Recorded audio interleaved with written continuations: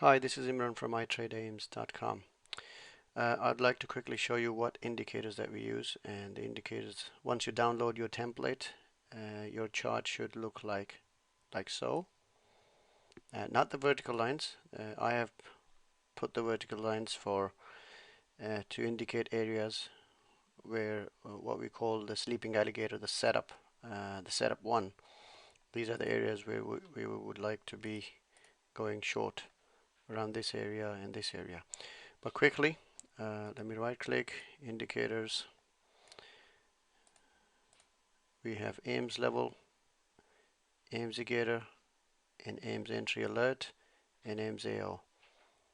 Okay, AIMS levels is the gray shaded area.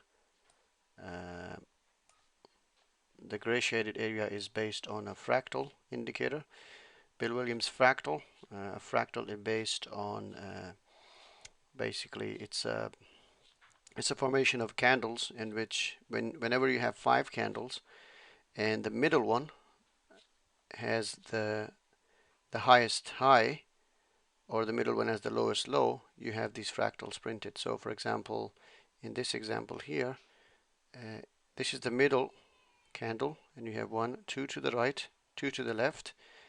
If you see, the highs of these two and the highs of these two are lower than this high, so the gray shaded area starts there.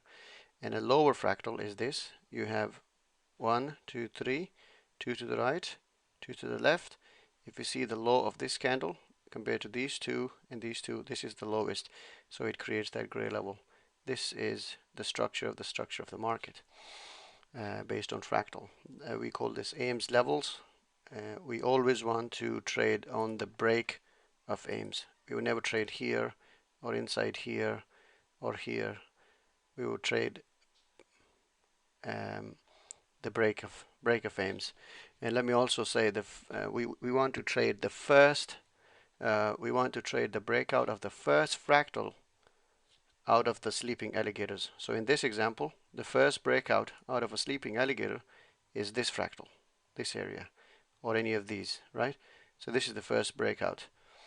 This breakout was not a breakout because it created another AIMS level and it didn't really continue. So if it had then broken around here and continued, that would be the first fractal out of the alligator's mouth. Here in this occasion, if you see alligators asleep here, and this is the first breakout out of, this would be the second breakout, right? So this is the first, this is the second. This is the first here, and if it broke above this would be the second. Around here, the alligator is asleep. This is the first breakout out of the sleeping alligator's mouth. If you were to go here, this would be the second breakout, but look how far it is. It's far away, so you won't take this. So this is what we call setup 1. When alligator is nice asleep, AIMS levels are tight, and on the first break of alligator's mouth, of the first break of fractal out of the sleeping alligator's mouth, we would go short. You could have gone short here as well, but that would have closed here. Something like this, and this would be the result. Okay, the next indicator is the AIMS indicator. Now, if you don't know what alligator is, the alligator is basically Bill Williams indicator made of these 3 lines: green, red, and blue. According to the structure of the market, blue is the balance line of the market. Blue coincides with AO as well. This red line is basically the blue line of a certain time frame lower, and the green is a certain even lower time frame. Now, based on this principle, we have added another line to this, which we call the purple line. This dotted line is the purple line, and this is the 5 times higher time frame red line. So in other words, if you see price action all the way below purple, this line, it means on the 5 times higher time frame the trend is low, the trend is down, so you just want to take only the down trends. So for example, like here, if you were looking to go long, this long would not have been correct because it was going to purple line. And even around here, if you were to take this breakout around here, you would be going against purple. Although purple was relatively close, so the closer it is, the less effective. I mean, because, for example, if you were to go long here and then it didn't if it did not bounce against this purple, or if it continued, then this wouldn't be too bad, because that would mean you took an early twist into the uptrend. Around here, for an alligator is not asleep, but if, for example, if your one was to go long here, which I wouldn't go, you had some distance towards purple. So some people might be interested in trading retraces, and this would be the thing for them, to trade from here all the way up to the purple. Some people do that. I do not, and I do not recommend. See here, the alligator is asleep. You would go short here all the way, and all the way here you would exit. So that's the alligator. All the trends starts, we count the let's say the life of a wave from where it sleeps. So from where it sleeps, you keep looking at the chart, and since we know that this is the first fractal out of the sleeping alligator's mouth, the later you are, the less chance of success. So this is the first break, this is the second break, this is the third break, this is the fourth break. So if you're entering at the fourth break, you should know that you're actually 33 pip late into this wave. So the possibility, so I wouldn't recommend taking trade here if you haven't taken these and these, right? For example, if this was your first break, or let's say this example, if this was your first break, and then you wanted to take the second break of the fractal around here, you should know that price has already moved around 85 pips in this wave. So this was probably too late, although this is just the second fractal out, but this is too late. Around here, the alligator is not asleep, so if you go here, you're still going into a continuation, so you have to take into account that this entry here actually started from this wave up there, so that's 90 pip late. Right, so alligator helps us. The other big thing about alligator is that a lot of people confuse our trading. They think that we trade Elliott wave. We don't. We have a mechanism whereby the alligator puts us into an impulse wave. So when the alligator is asleep, you're in a corrective wave, which you can call 2 or 4 or ABCs, whatever. Right, we don't care. So this would be your corrective wave, and as soon as the alligator is open, right, and you're going around with this, the alligator open means you're an impulse wave of some kind. Now we don't care whether it's 3 or 5 or whatever. I mean, I know how to count it, but if you don't care, it doesn't matter, you can still trade it. So look for sleeping alligators, and when you get into this, the setup will get you into a possible impulse wave, and as long as the alligator is open, you're an impulse wave. And when it starts closing down, like keep looking at these things, and this green crosses the red, and the AO is turning around with it, you know that the impulse wave is finishing. Right, the next is Ames AO. AO is this thing here. This AO is based on the crossover of the 5 simple moving average and 34 simple moving average. When price is around here, that first bar of AO red, that means that this is where the 5 is crossing the 34 SMA. And when it comes around here, that means the 5 has come back. So these are the levels, these are the areas where we call the balance line. This is the balance line. Price is usually around the blue balance line as well, around here and around here, as you can see. And these are the areas where we want to start looking into trades.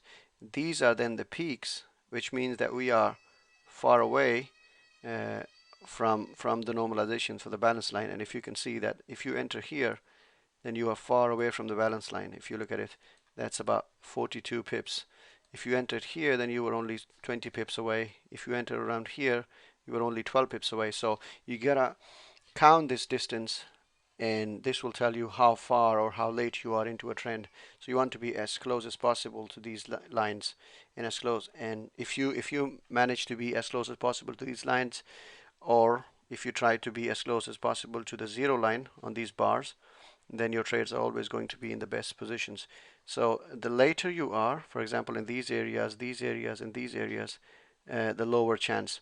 This is then called divergence, because you have a low here, and price made another low, and with this low coincided this low of AO, but when price came down one more time, even lower, it did not go lower. In fact, it made a higher low. This actually then tells you that this wave has lost momentum. As you can see, it's a huge power force here, retraces, and the AO goes dark as well, telling you I'm retracing, and then it turns red here, then it shows that I am resuming the trend. I have more momentum, but that momentum comparatively to this momentum is now dying, so that means wave is now going back up. And as you can see, divergence here already told you to get out of this trade because the momentum has died and our price is ready to go sideways, and that's exactly what it did. It went sideways, and AO was like this, and you wouldn't go long here because you know the trend is down as price is below the purple, and once again it slept. If you went short around here, this would have immediately closed you for 10 or 15 pips or whatever amount.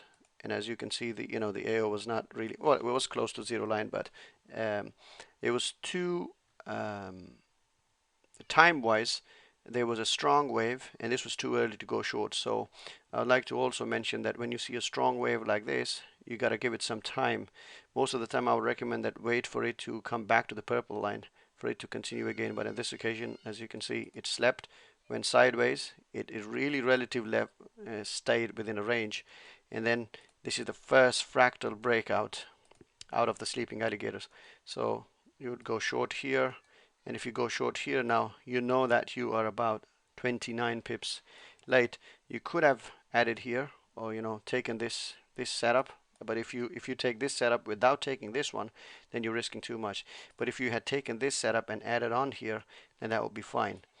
But adding on is a different concept. So these are the indicators. Then come the dots.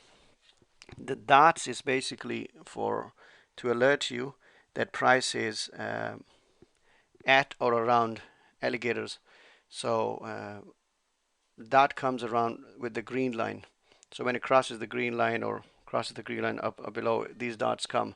Whenever you hit a dot, you know that you are either already inside the alligator's mouth, or the alligator is asleep, or the price has just finished an impulse wave and now coming back to the alligator's mouth. That's what the dot does. And there are other videos in which I have talked about how to use the dots. But more important than dots is understanding the concept of the wave. Is that wave does something like this, an impulse wave, then it comes back to the alligator's mouth, then the alligator sleeps, and when it sleeps, that's when we are interested. Now, when the alligator sleeps, that's where you will get the whiplash as well, but that doesn't matter because your whiplash is going to be very small comparatively to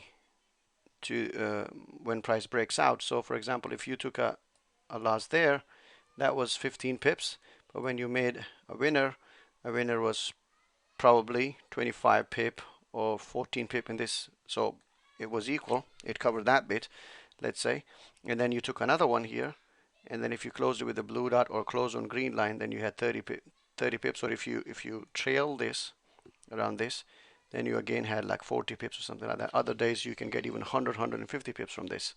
And then there's further techniques such as adding on, which can really increase your return of investment. But most importantly, what we need to learn is to be able to go short here and then close on green line or the red line, or if you've chosen the dot or the break of aims, then whatever is your strategy, you're gonna follow it, and that's what it is. So I just wanted to quickly talk about how I see my charts and how what these indicators are. Thank you for watching.